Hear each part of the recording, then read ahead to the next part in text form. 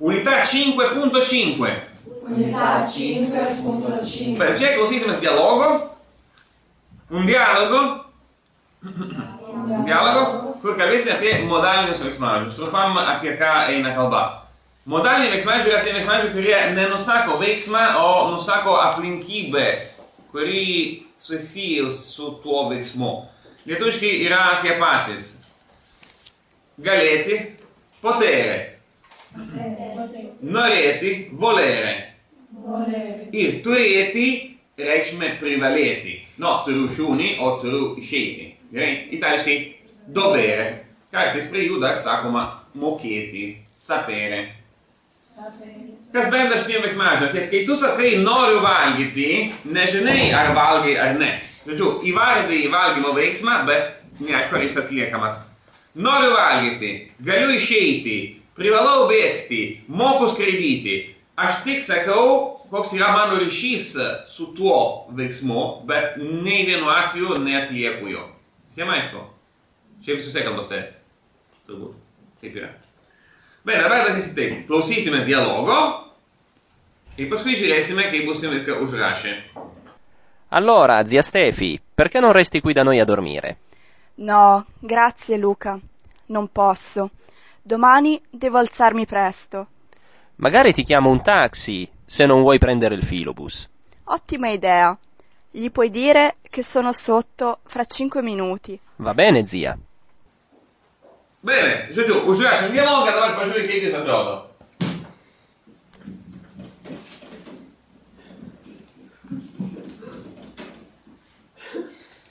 Va! Taigi, teta Stefi, kodėl nelieki? Perché non resti čia? Pas mus? Miegoti. A dormire. Zia Stefi nesutinka. Ne, ačiū Lukai. No, grazie Luca. Ir aiškiai nepadėl nesutinka. Rytoj, no, negaliu, atsiprašau, negaliu. Non posso. Non posso. Non posso.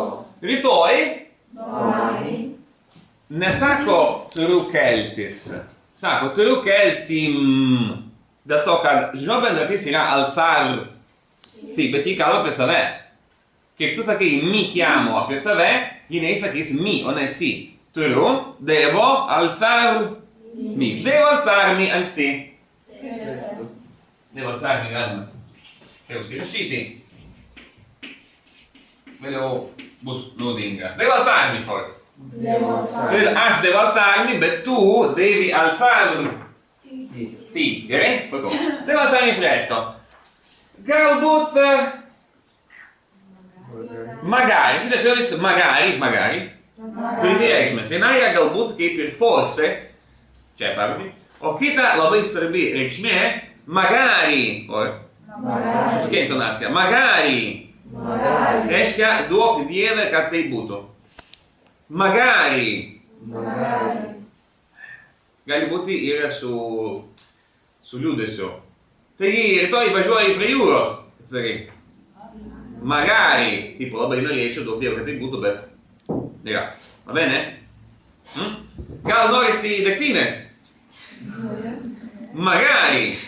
Nereiškia galbūt, reiškia duok Dieve, kad tai būtų. Gerai, suprantam? Magari tau kviečiu vieną taksi. Suprantate, čia ti chiamo nėra sangrąžinis. Nes ti tai tu, bet chiamo tai io. Sangrąžinis būtų ti chiami arba mi chiamo. Ti chiamo taksi, jei nenori. Itališkai transporto priemonės yra imamos, nelipama, nevažiuojama, o imamos. Prendere, imti il filobus. Filobus yra troleibusas, labai lengvas žodis. Filo reiškia viela, todėl filobusas reiškia vielobusas. Prisimėte, kai kalbininkai papokštavo ir siūlė troleibusą vadinti vielabraukį. Tai yra, kokia yra viela? O itališkai taip ir darė. Filobusas. Filobus. Se non vuoi prendere il filobus. Se non vuoi prendere il filobus. Puoi intesa? Ottima idea. Jam gali pasakyti. Gli puoi dire. Jam gali sakyti. Gli puoi dire kad būsiu apačioj, kai sono. Būsiu itališkai yra visada esamas laikas, būsimasis labai retai vartojamas. Kai sono sotto už 5 minučių. Tra 5 minuti. Gerai, teta? Va bene. Va bene, zia. Bene, žodžiu, ką matėm su modaliniais veiksmažodžiais? Visiškai kaip lietuviškai, tu gali pasakyti noriu išeiti, galiu eiti. Noriu yra voglio, o išeiti yra uscire. Todėl noriu išeiti. Va bene? Labai lengva. Visiškai kaip lietuviškai. Voglio uscire, Horas. Voglio uscire. Noriu kalbėti. Voglio parlare. Galiu valgyti. Posso mangiare. Turiu bėgti, turiu lėkti. Devo scappare. Ir sakiau, mokėti, itališkai yra sapere. Sapere, žinoti ir mokėti. Jeigu pavyzdžiui būtų moku kalbėti itališkai. So parlare italiano. So parlare italiano. Apie voglio, devo, posso dar toliau pasakysim. Žodžiu, pažiūrėkit. Normalus veiksmažodis bus bendratis. Jeigu yra įvardžiukas, yra du variantai. Arba įvardžiukas eina priekį kaip visada, jam gali pasakyti. Gli puoi dire, Horas. Gli puoi dire. Arba jis eina gale, kaip paprastose bendratise, chiamarsi ir alzarsi. Bet reikia pažiūrėti, koks asmo. Devo alzarmi. Dabar, užduotis namuose. Čia yra 3 žodžiai, čia yra 2 žodžiai, dėl to, kad įvardžiuko pozicija lemia pasakymo sandarą. Aš suprantu, ką sakau? Si. Dabar, pakeiskim šitą formą, devo alzarmi pagal šitą 3 žodį šabloną ir šitą formą pagal šitą 2 žodį šabloną. Namuose stabdo. O, pažiūrim. Tai kaip tada reikės devo alzarmi pakeisti 3 žodžių pasakymų? Sakykit, mi eina į priekį ir bus mi, paskui rašau devo ir paskui negaliu rašyti alzarmi, nes mi jau panaudotas.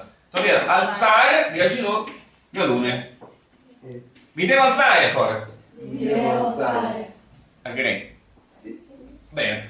Dabar žiūrim čia. Gli puoi dire, ką daryti? Pradedu nuo puoi, o paskui ką man daryti? Dir li. Taip, čia lietuviškas žodis. Oda. Taip, itališkai. Dirli. Kas nors dar pasakys, bet čia yra 3 priedas iš eilės dėstytojų. Jūs visada mums draudžiate. Bet atsakymas akivaizdus.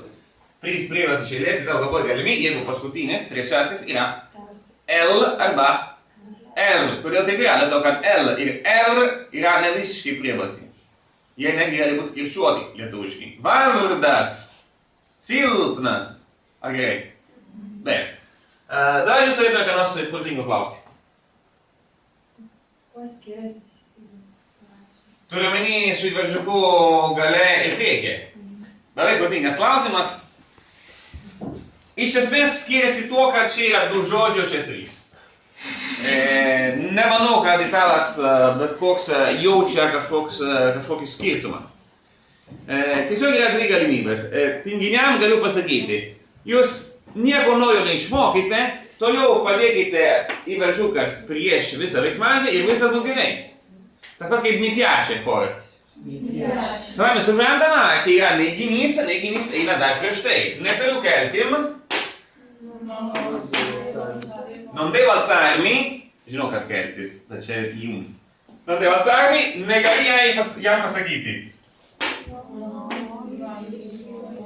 Taip, atrodo, kad čia problema negali būti, no, viskas labai aišku, ar ne? Sì. Bene, problema yra ta, kad lietuviškai panašiose struktūrose paprastai įvardžiukas eina ne ten. Žiūrėjau, pažiūrėkit. Man gali pasakyti man ir gali man pasakyti. Kuris geriausiai skamba jums lietuviškai? Užklupti netikėtai, jūs sakytumėt.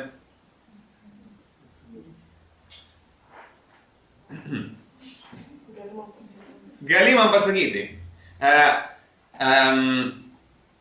Pasakysiu angliškai. I want to tell you something. Lietuviškai. Ar mano, kad tau eina po noriu? Noriu tau pasakyti, yra normaliausia pas jūs. Tau noriu pasakyti. Noriu tau pasakyti. Can you accompany me?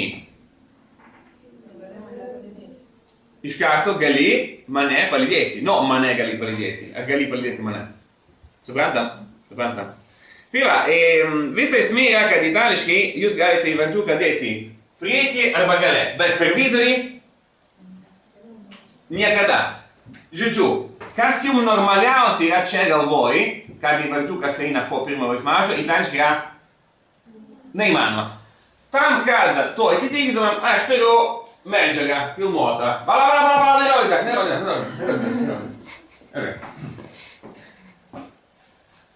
Nežinau, kas nors ateina į universitetą per tos laiptus Žaliakalnio. Yra kas ateina per Žaliakalnį? Ten tie laiptai yra tokia arka betoninė. Kas nors bent yra pamatęs tą arką? Betoninė. Taip. Aš nežinau kaip, bet ant šitos arkos kažkoks išminčius yra palikęs savo apmąstymus apie įvardžiukus. Labai keista, tai ne aš. Ir dar noriu pasakyti, kad jau tas užrašas įsitrynė. Tuo jį parodysiu, nes aš spėjau dar fotografuoti. Iš esmės, supranta, kad įvardžiukas galėti arba priekį, arba niekada neina per vidurį. Tai va, o šitas išminčius yra taip užrašęs. Galima gal padėti. Arba priekį, arba gale. Aš sakau, čia didžiausios raiškos. Va, žmogus tikrai labai protinga. Va, prašau. Taip. Per vidurį įvardžiukas neina. Gerai. Ne aš, žinokit, aš tikrai ne. Bet aš buvau sužavėtas tokiu paprastumu. Kaip galima taip paprastai paaiškinti sudėtingiausius savo galvos reiškinius. O bene, tai ką, dialogas pakartoti mintinai ir visa kita.